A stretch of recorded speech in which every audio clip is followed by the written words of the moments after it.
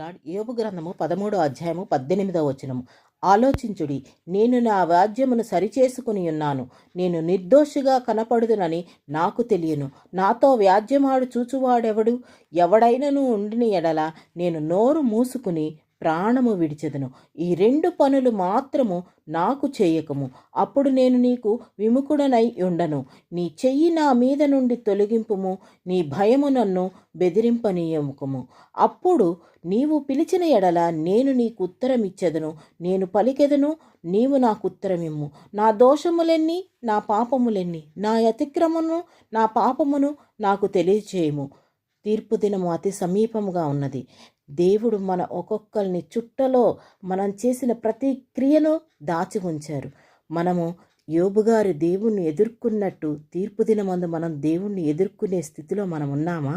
మన జీవితం అలా గడిపామా?